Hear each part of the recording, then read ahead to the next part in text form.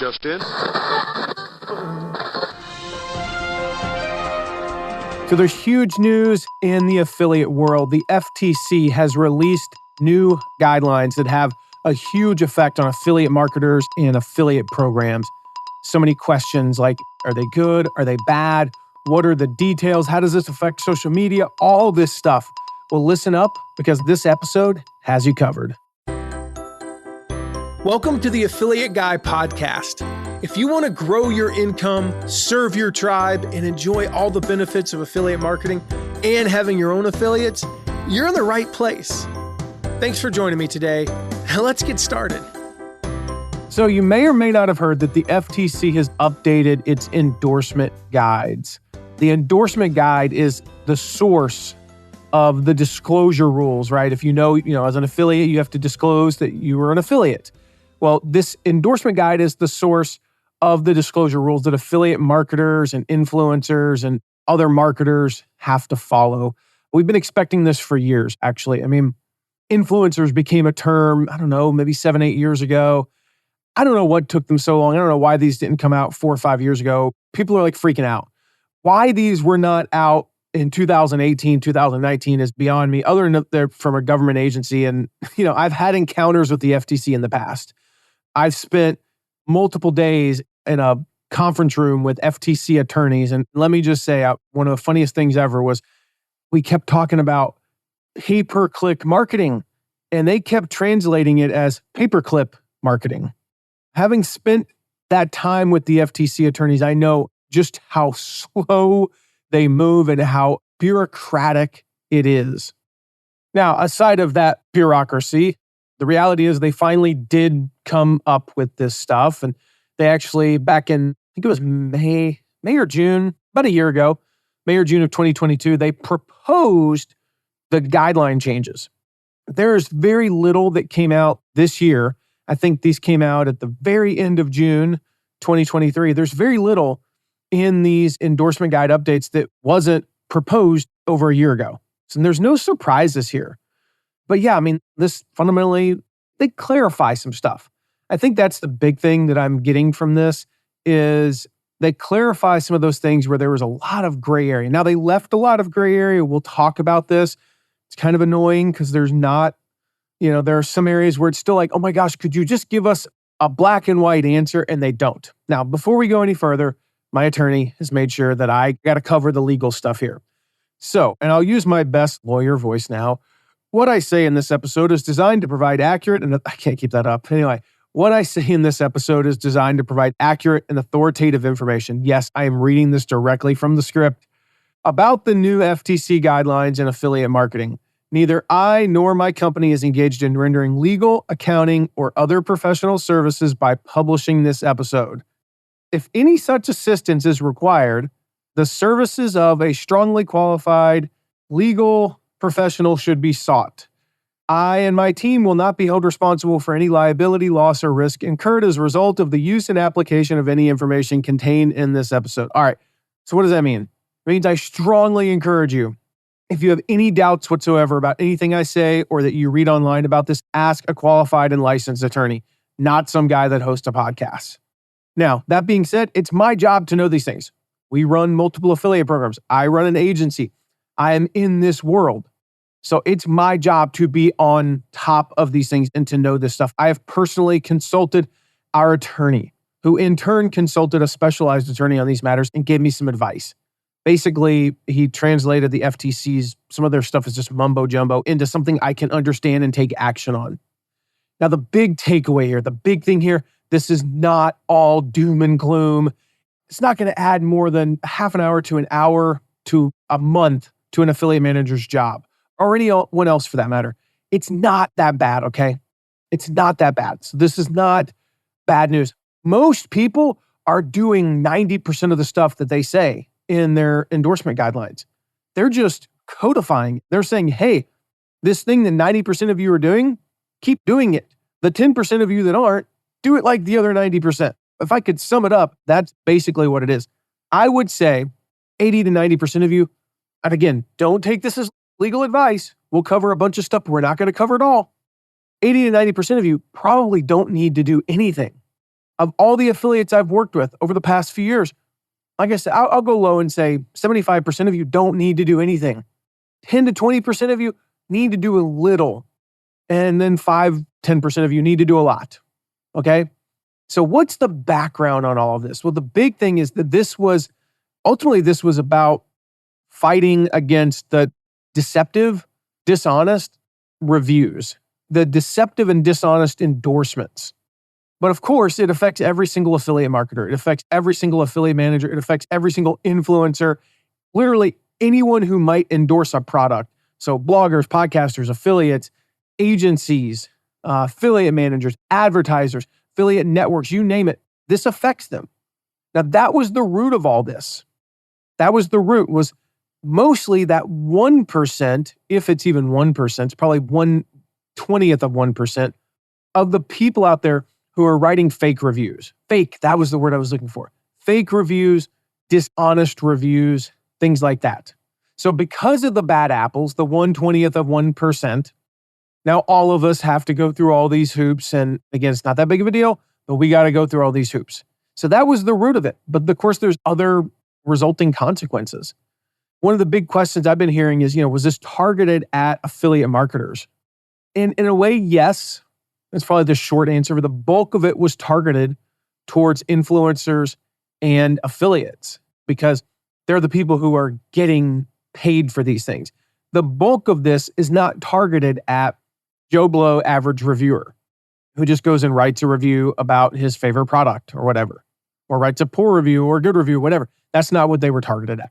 It was targeted at people who have a monetary incentive to say nice things about a product or service. That's it. And many times that's affiliates. So I'm going to cover some of the highlights as I see them and as we got legal advice on this. I'm going to cover some specifics. I'm going to cover some action items that you need to put into play right away. I'm also going to link directly to the new guidelines on the FTC site that's in the show notes so you can review them. So again, if something doesn't make sense, my first action will be to go read the guidelines. And then if it still doesn't make sense, ask an attorney to be 100% safe. So full disclosure before we go any further, this is a boring episode in my opinion. This is not like the how to increase your sales and all this. This is the how do you do the little thing that you have to do to make sure you're in compliance with the law so you don't get in trouble. I can help you increase your sales 100%, 200%, quadruple your sales. And I can help you do all those things. I can help you do better. I can help you get more registrants on a webinar and do all those things. But if you're not legal, you're going to be in a world of hurt. Trust me, I faced a lawsuit. Now, it got dropped because I wasn't doing anything wrong, but we got accused of doing something wrong. I've shared that story before. I got accused of doing something wrong. And I got to spend, I got to spend 3 days or 2 days, 2 full days, and then a part of a day in a conference room with FTC attorneys who kept calling it paperclip marketing, not pay-per-click, as though at that time I was selling office supplies. I wasn't. Oh, anyway, bureaucrats, huh? I know what it's like to face that. And even though I had no issues, they ended up taking me off the lawsuit and they just decided it was basically a waste of their time. I've still been there and faced that. And it was scary. And even though I did nothing wrong, I still racked up thousands of dollars in legal bills to get good advice. So don't put yourself in that situation. Do everything you can. I'll talk about this as we go. There's a reason why I ended up getting off completely. It's because I had done the right things. I was accused and it seemed like we were doing some wrong things, but then I showed them the mounds of evidence and they went, oh my gosh, yeah, you're doing exactly what we tell people to do. All right, so this is from the FTC. I'm going to read a little bit of the report. Again, we're going to link to this. I'm not going to just read this whole thing because it's long. What is an endorsement? They literally start off by saying, according to the dictionary, an endorsement is a recommendation of something or an expression of approval or support for something. But the endorsement guides are talking about a particular type of endorsement. As used in the guides, an endorsement is an advertising message that consumers are likely to believe reflects the opinions or beliefs of someone other than the sponsoring advertiser. So if the message isn't an advertising message by or on behalf of a marketer, it isn't an endorsement. Okay, that's exactly what we do as affiliates, right? We are not the advertiser. We're not the owner of the company. We're not the product itself. And we say things about it. One of the first things they write is, do the endorsement guides apply to social media? Yes, truth in advertising is important in all media, whether they have been around for many decades, like television and magazines, or are relatively new, like social media. That's the second thing there right there. Okay. Question. Isn't it common knowledge that social media influencers, bloggers, and other content creators are paid to tout products, or that if you click on their links to buy a product, they will get a commission? It may be common knowledge that some of them get paid this way. This is the key thing here. But others may have no connection to marketers whose products they mention. They may not get a commission or anything else for their recommendations, which they may be making only because they believe in those products. Moreover, the existence of financial arrangements between some content creators and advertisers may be apparent to some people, but not to everyone. Under the law, an act or practice is deceptive if it misleads, quote, a significant minority. They use that term a lot. A significant minority of consumers. That's why disclosure is important. What the heck is a significant minority? I don't know. They don't define it. So I'm just going to, again, the point there is like, yeah, we all know. We go to websites, we see somebody promoting something and we see that they're an affiliate. We're like, that's an affiliate, duh. But does everyone? Does your mom, your 82-year-old mom, understand that? Maybe, maybe not.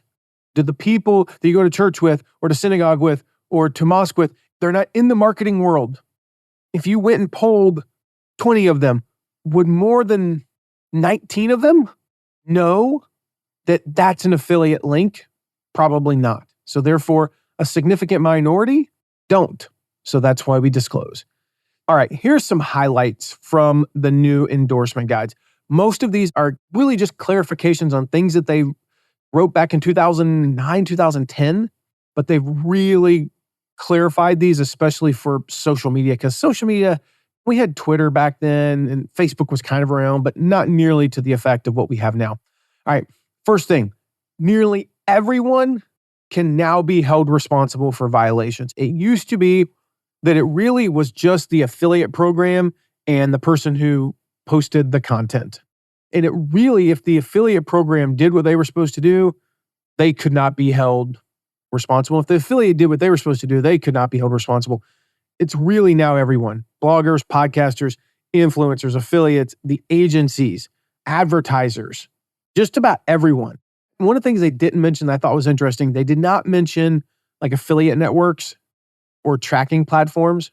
So, and this is where it gets kind of this gray area.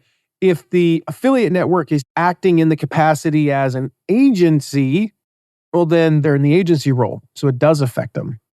But if I run my affiliate program on a network and there's an affiliate, the affiliate network's kind of the middleman, I'm not clear yet on the impact. So I don't know if they're going to clarify that. Probably if enough people ask, they'll probably clarify it sometime in like 2030. Knowing the FTC, they'll move slower than the speed of smell on this, but we'll see. Right now, there is no clarity on that. They'll probably have some proposed changes in 2029 and then actually update it in 2030. By which point, we'll have like 14 new social media networks, and Threads from Instagram will be like a thing of the past. I don't know. We'll see. Second big takeaway, or kind of highlight, affiliate managers, advertisers, affiliate programs, they now have clear responsibilities. 3 clear responsibilities that are specifically mentioned in the guidelines. And I'm paraphrasing here, but number 1, providing guidance on the rules. You have to tell your affiliates. You have to let your affiliates know what the rules are. You should send out an email or post in your Facebook group very, very soon. We will be doing this in the next week, providing guidance on the rules. Secondly, you've got to monitor compliance. And we'll talk about this a little bit later. You've got to monitor your affiliates. You've got to keep tabs on them and what they're doing. If they're breaking the rules, you need to be reaching out to them. Again, we'll talk about that. And then third, you got to take action in the event of non-compliance. I'm going to talk about what those mean more here in a little bit shortly. The third big takeaway is review sites cannot accept payment for rankings. Okay, this is huge. Affiliate websites, so review websites that rank, say, a brand or a product higher based on the site accepting money from the brand, those are considered deceptive. Both the website owner and the brand can be held liable. And if you're an affiliate manager kind of in the middle, you can be held liable as well. So the site can use affiliate links in general and they can disclose them as long as payments are not taken for higher rankings. This is a direct quote from the guidelines. any quote methodology that results in higher rankings for products whose sellers have a relationship to the operator because of those relationships, end quote, is misleading. That's deceptive. So review site operators out there, you cannot accept payments for rankings. Fourth big takeaway is, quote, clear and conspicuous. They've said clear and conspicuous before. Now the translation is unavoidable. The disclosure must be unavoidable. You must be able to engage with the content, and seeing the disclosure is unavoidable. All right, now there are some gray areas, and we'll talk about those a little bit later, where maybe the platform on a specific type of device makes making it unavoidable almost impossible. They do make account for that. There's some leeway is what I'm saying there. But basically, clear and conspicuous now means unavoidable. Fifth one is relying on the built-in disclosure tools that social media, some platforms offer. It's just not enough. If the tools make the disclosure not satisfy that clear and conspicuous, aka unavoidable rule, then you can use them. But if what they have isn't sufficient, you have to add to that. In other words, it's on you to disclose, not the social media platform. All right. And then lastly, effective disclosures based on who is being targeted as the audience. So effective disclosure is different if you've got children. It's different if you've got elderly people. It's different if you were targeting blind people, okay, then you would have to account for that, right? And I don't know exactly the deal with that because I don't work with any brands that target blind people, but I'm assuming you have to have the audio version, right? You have to disclose in the audio, not just in the text, because you're targeting blind people. If you were targeting people who speak a foreign language, then you can't disclose in English. If your entire ad is in Spanish and then you disclose in English, that's not compliance. They've now made that clear. You could get away with that before, but you can't now. So which of the guidelines are most relevant to affiliate marketers? I've got 7 guidelines here that kind of stood out to me as relevant most to affiliate marketers. The first one is just putting affiliate link or just affiliate or commissionable link, any of those types of terms. That's not adequate. Not adequate anymore. Paid link is. Now you go, paid link, affiliate link. Well, I mean, the good news is, let me count the letters here. Paid is 5 letters shorter than affiliate. So it does actually, give you some leeway there. Again, the reason for that is there's an assumption that if you're in English speaking, there's an assumption that if you're targeting, most Americans, for example, that paid link, they understand the word paid and they understand what a link is. Affiliate, again, would a significant minority of people know what the word affiliate means? Not necessarily. I don't believe that more than 90% of people in most industries know what an affiliate is. So that means a significant minority, 10%, don't know what it means. That's why it's no longer allowed. The second big one for affiliates is just endorsers can be held liable for a review when they represent falsely that they personally used the product. They're calling you out on this. If you have not personally used the product and you suggest that you have, you're facing some serious stuff. Like that's a definite $1 million fine or anything like that, but you could be looking at a loss of all of your commissions. The FTC could sue you for something, and again, I'm not saying it will be this or not be this, but all of your commissions plus a fine of potentially an equal amount and more. I mean, there could be some serious penalties. This was a big one. Tags in social media posts can be considered endorsements. And if it's an endorsement, you have to disclose. So if you have any material connection to a brand, if all you do is post a picture of the shoes you're wearing and you tag the brand, but they've sent you free product or they're paying you in any way, that's enough. Like, that's it. That's an ad and you have to disclose. Now, if all you did was take a picture of your shoes and there's no significant branding on the shoes, and I don't know, again, this is a gray area. If you take a picture of Nikes, that all Nikes have the swoosh, okay, and you got them for free, is that an ad? I don't know.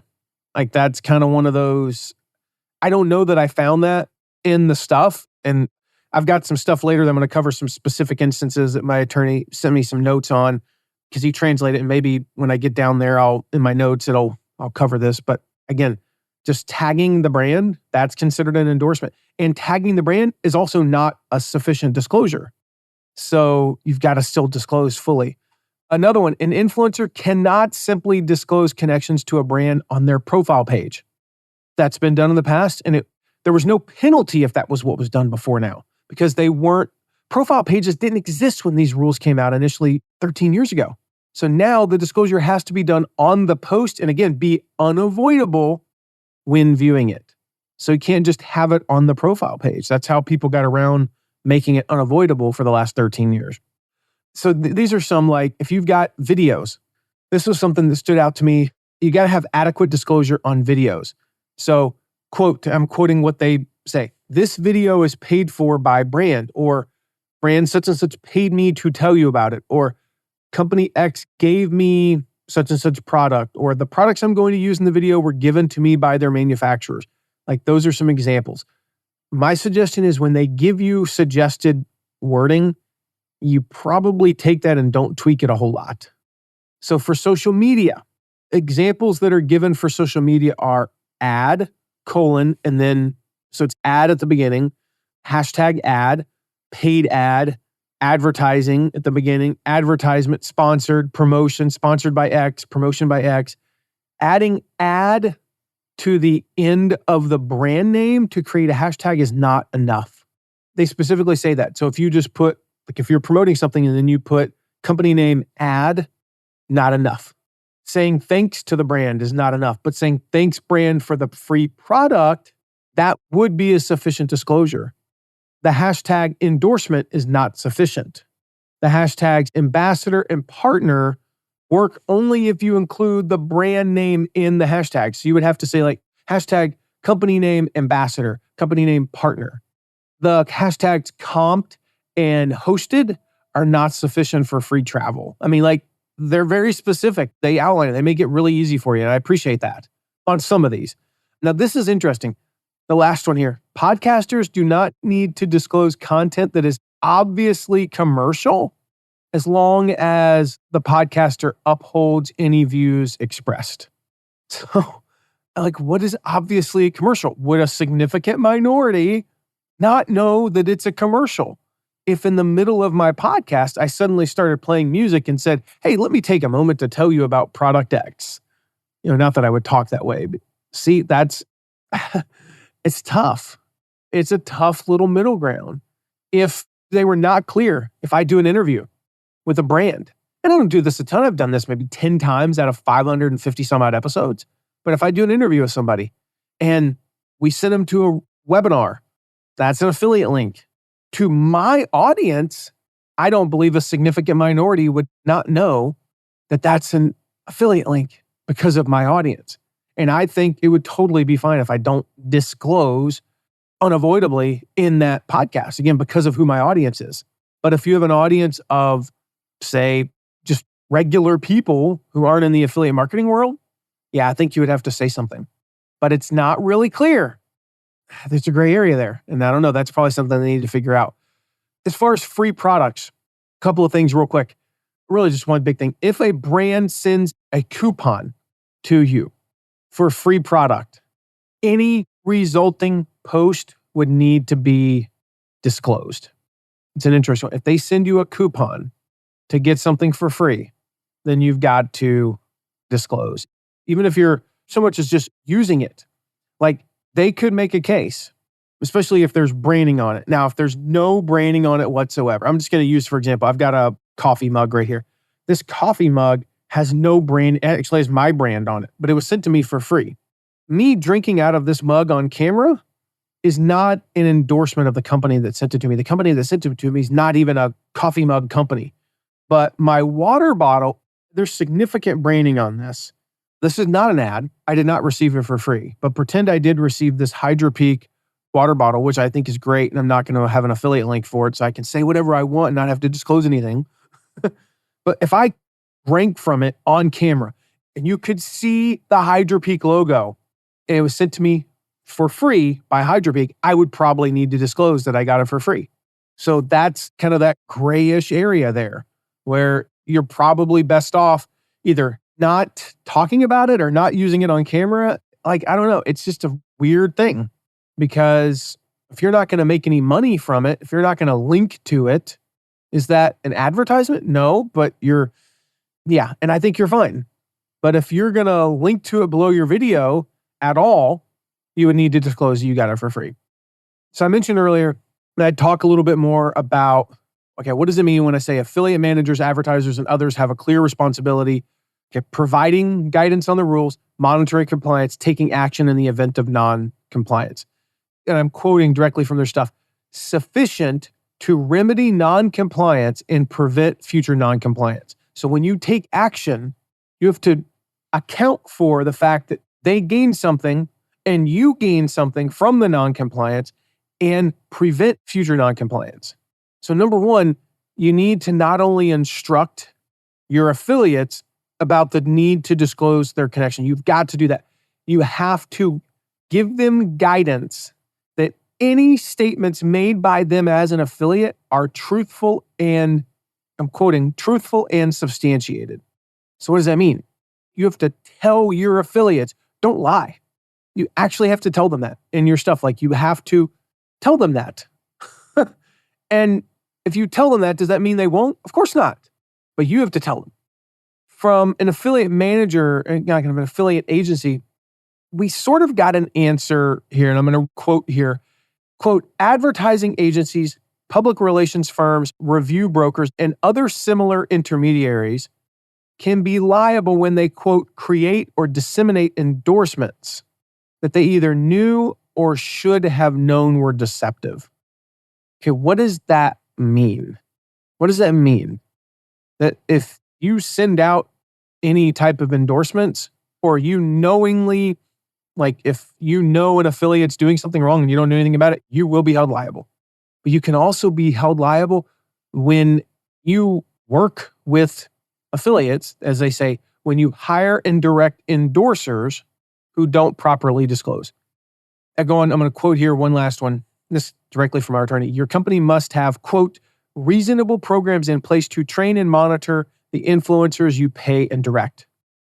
What that means to me and what we are doing as an affiliate management agency is, number one, we're going to make sure to educate our affiliates now in summer of 2023 about the new guidelines. But two, we're going to remind them consistently, not in every single communication, but a reasonable program in place is, I feel like once a month or so, we're going to make sure to remind them that they follow the guidelines. In our affiliate portals, we're going to make sure that they follow the guidelines. When they sign up initially, we're going to make sure that they know they need to follow the guidelines. We're going to make sure that they agree to follow the guidelines to even sign up. All right, so those are the reasonable programs. Does it mean we can catch everything? We can prevent everything? Of course not. Absolutely not. But we have reasonable programs. We'll put reasonable programs in place. As far as monitoring your affiliates, they really don't give specifics. They say reasonable efforts. Reasonable efforts. Well, what the heck is a reasonable effort? The truth is, I don't know. I don't know. But at the end, I'm going to give you some, okay, here's what to actually do as a result of this. All right. So I'm going to go through a couple of specifics that I found interesting, again, from our attorney. These are specific situations that the FTC discusses and give insight into the right way to do things. The first one I talked about earlier, adding, ad or similar disclosure in the caption of a TikTok is not enough. It needs to be overlaid in the video itself. And by the way, I'm quoting directly from the attorney here, and then I'm going to read what they say on the FTC guidelines. And then we're going to talk about specifically what actions you need to take as an affiliate manager or affiliate. So it says, if I upload a video to TikTok and that video requires a disclosure, can I put the disclosure in the text description of the video? Quote, the text description on TikTok is in small print, it doesn't stand out, and it often doesn't contrast against the background of the video. Also, TikTok videos have many competing elements. A disclosure in the text description is thus very unlikely to be clear and conspicuous. When content creators want viewers to read something, they superimpose much larger text over their videos. So there you go on TikTok. De-influencing campaigns require a disclosure. The example they give here, I'm a skincare influencer and I have an endorsement deal with a brand. If I post negative comments about a competing brand, do I have to disclose my endorsement deal? Yes. That's the short answer. They go on to describe why. Yes, you do. Foreign creators making content that will be seen by U.S. customers must comply with the FTC's rules. It says, I'm in London, I produce YouTube videos. Do I need to tell my viewers that I've been paid to endorse the products even though I don't live in the U.S.? And they say, yes, if it's reasonably foreseeable that your YouTube videos will be seen by and impact U.S. customers, U.S. law would apply to you and you would need a disclosure. Also, the UK and many other countries have similar laws and policies relating to endorsement. So you want to check those too. All right, this is a big one. This is a big one my attorney pointed out. If you review many different products on your blog or social page, you need to specifically disclose which content is sponsored and which isn't. A blanket, some of this is sponsored disclosure won't cut it. So they say, would a single disclosure on my homepage that many products discussed on the site are provided free by their manufacturers be enough? And as they say, even if some viewers read the disclosure, it doesn't tell them which products were and weren't provided for free by their manufacturers. So you've got to read, you've got to actually have specific disclosures there.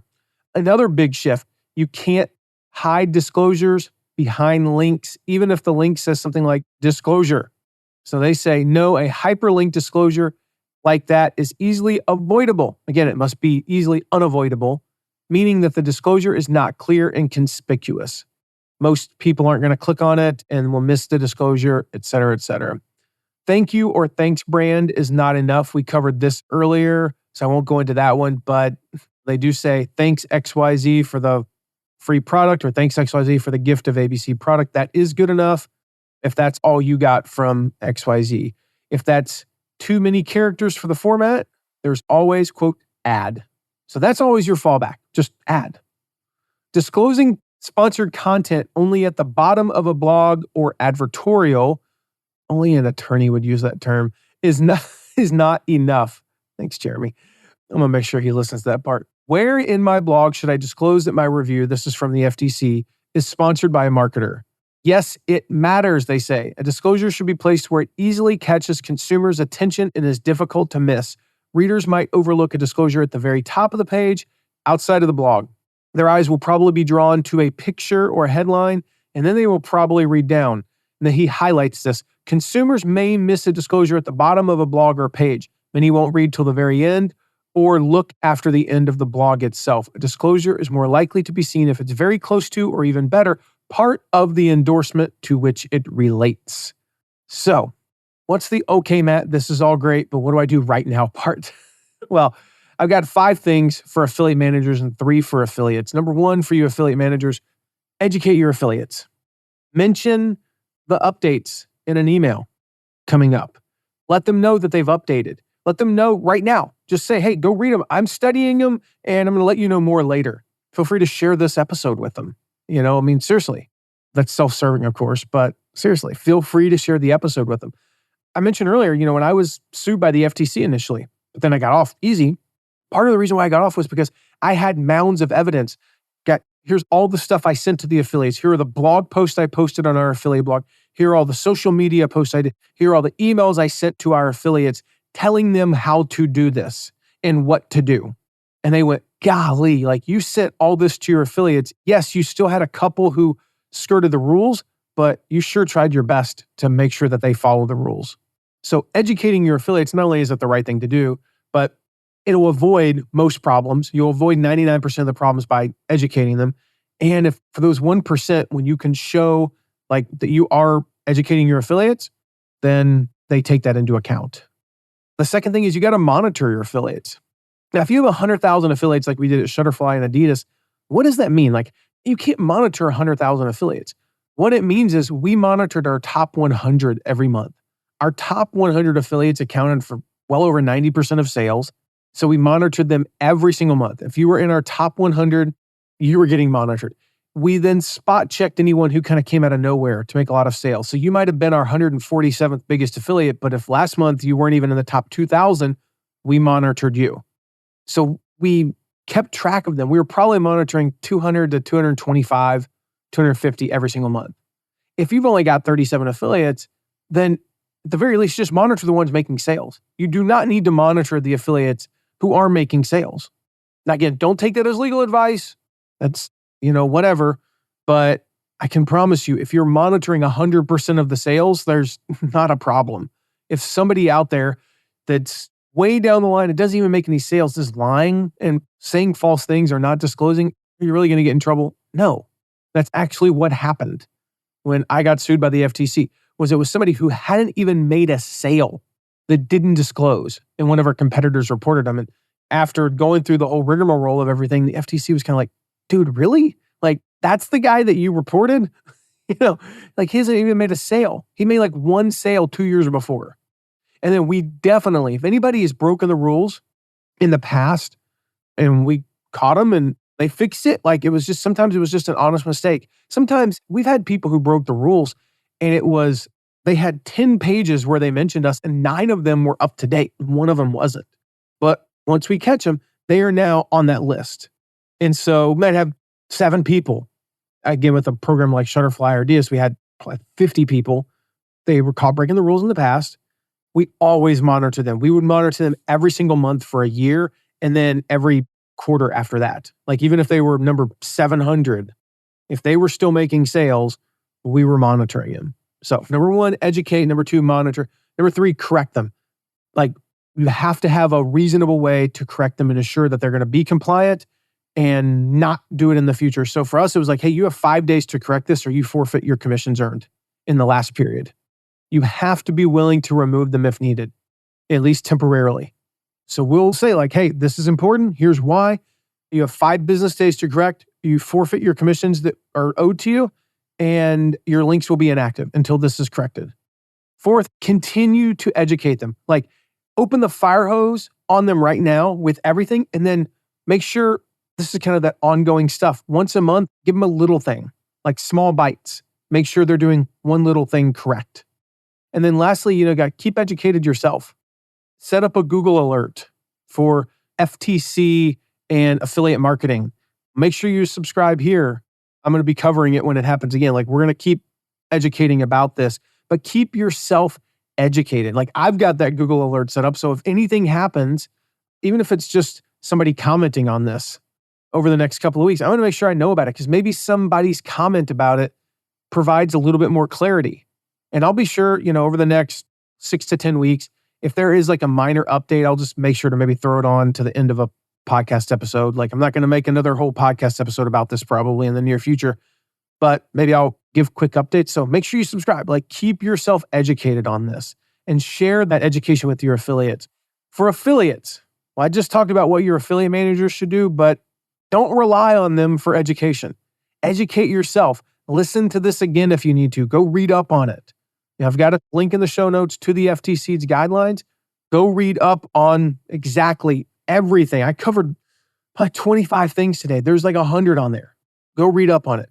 Secondly, make the updates now. If you've got social media posts that are scheduled, go update those.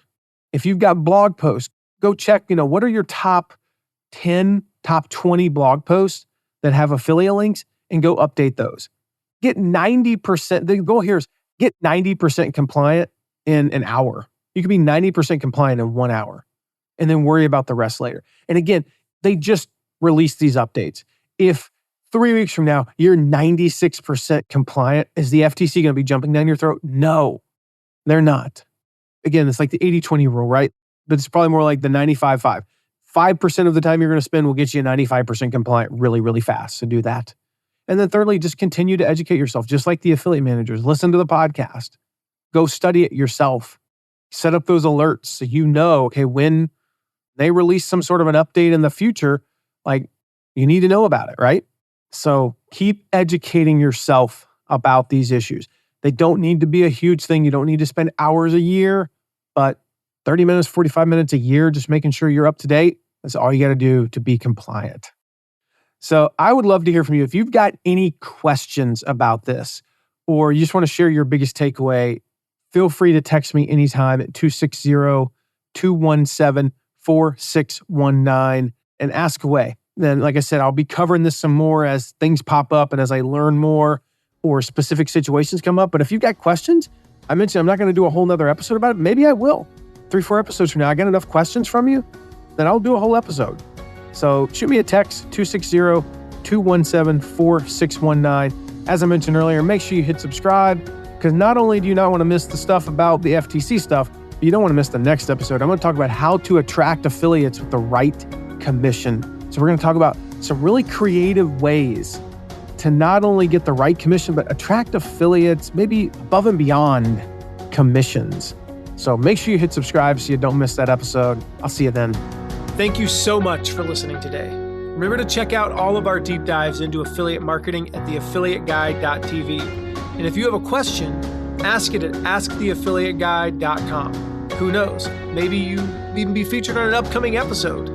And lastly, if you haven't yet, make sure to leave a rating and review wherever you're listening to this episode. See you soon.